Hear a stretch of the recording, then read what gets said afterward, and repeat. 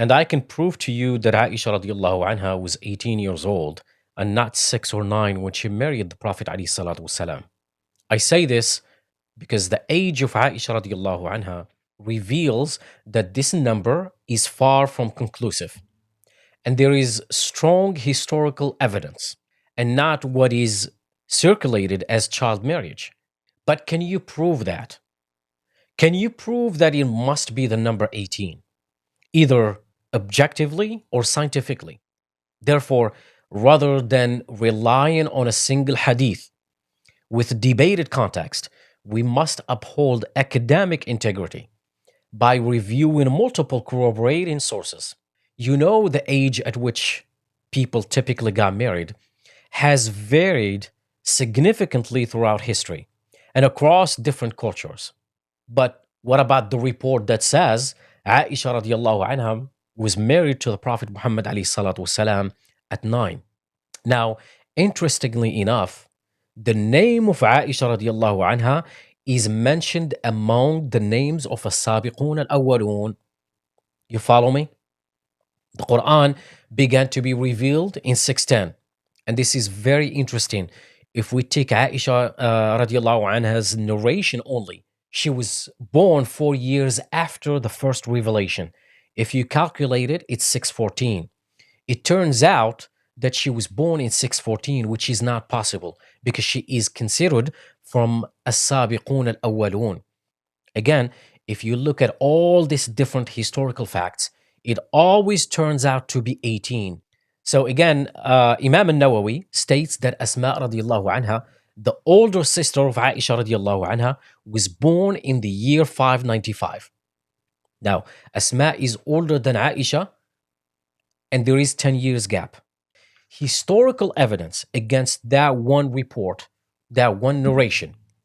But for some reason, people hold on to that narration because of Islamophobia that is behind it.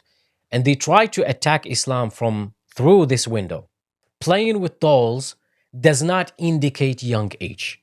Playtime is not only confined to young age. I know grown men today in their 50s and 60s who collect and play with Spider Man and Batman. Just saying. The Quran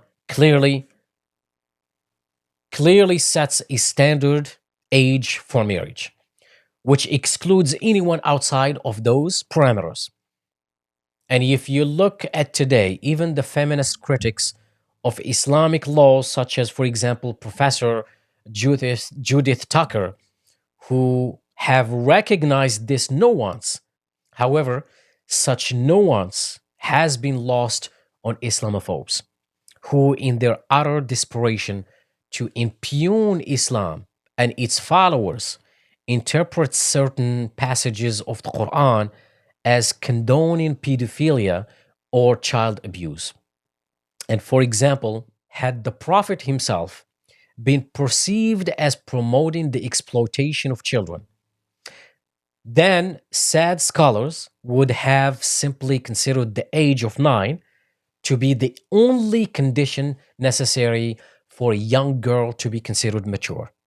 However, the age of 9 has never been mentioned as one of the conditions by which to judge maturity in Islamic tradition. And one of the principal objectives, al-maqasid, of Islamic law is the prohibition of subjecting oneself to harm, ad-darar, or causing harm to others, ad-dirar. The argument is that we know that she was born about 605, but some are alleging that she was born at 614. So you can see the mismatch in time. So if she was born in 605 and the migration happened in 613, then that make her 8. That makes sense. But if she was born in 614, how could she be talking about a migration she was born into? You follow me? You would remember your father is preparing for such a heavy scale of a migration. But how are you going to remember something before you were born? How could she remember and explain events with such details? Because she explains them with precise details as well. which happened a year before she was born, allegedly. The bottom line is, Aisha radiallahu anha could not have been 9 years old when she married the Prophet Muhammad alayhi salatu wasalam. Historically, not possible. It just does not add up. And based on everything I mentioned, it's not like given variations. Everything is pointing towards a mature age of 18 years old. When you calculate it, you end up with 18 years old.